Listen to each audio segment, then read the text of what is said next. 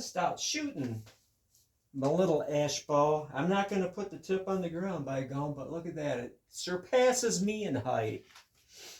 White ash. I made this so long ago, but I just happened to think of its sister bow. Oh, yeah.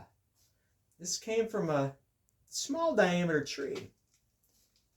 Trying to think. I think we might have gotten 3 staves from it. And I say we because it was an employee of mine, Brendan.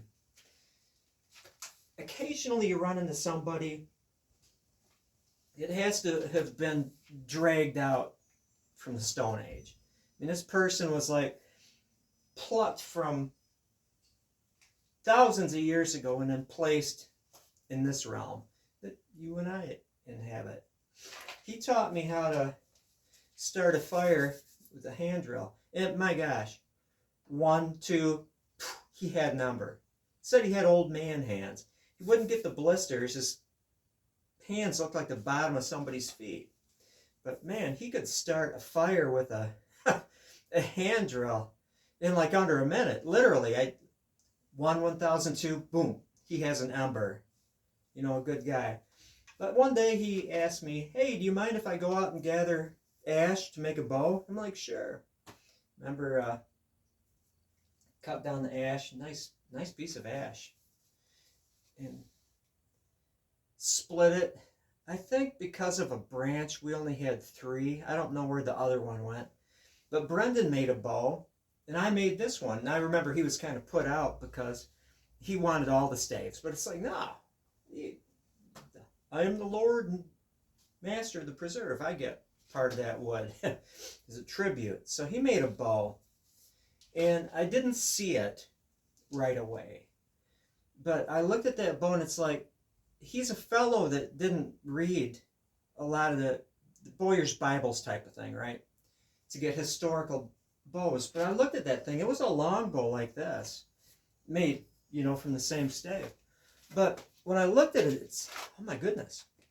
Being somewhat knowledgeable, I can recognize some historical features on this thing. And it might have been a little wider than this, maybe, maybe not.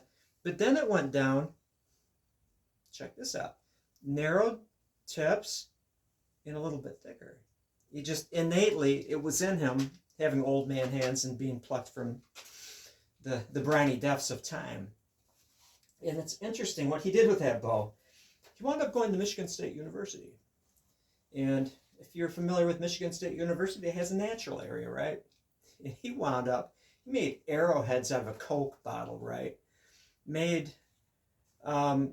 arrows, fletched them, and used his bow. And that son of a gun, wound up poaching a deer, you know, in MSU's nature area, and then did all the work, you know, to get the meat in the woods there. I thought that was quite special. You know, I'm not going to say whether or not I've poached in the past, and I'm not necessarily pro-poacher, but it seemed like if you make your arrowheads out of Coke bottle, you made nice arrowheads, you know, glass, like obsidian. You make your arrows, you made your bow out of a piece of ash. He used to be 50 string. Of course, it isn't like sinew like this. But I have to say, you have to make certain allowances towards poachers depending on your mode of operation. So I would have given him a pass if I was a conservation officer and I saw that. It's like, wow, cool bow. I never saw a thing. I was doing my work today. This has nothing to do with bows and arrows, but it's kind of an interesting little side note. So I was doing work at a certain bed and breakfast, right? Knocked down that field of prickly junipers, ground some stumps, root mats, right? Plastic sheeting under it, and landscape fabric, which adds to the fun. I'm being totally sarcastic there. But I go in there early in the morning, and it's like Bonnie, the cook there, wonderful woman, actually the mother of a fellow employee at the store. It's like, you want some breakfast, John? I'm making quiche. And oh my goodness, before I started work, I had like holding my teacup here such an elegant breakfast. It was wonderful. And I'm sitting next to a young fellow who I think he was a guest, but they might have been keeping him away from the other guests. He's like, I noticed you have a headlight out. Did you know that? No.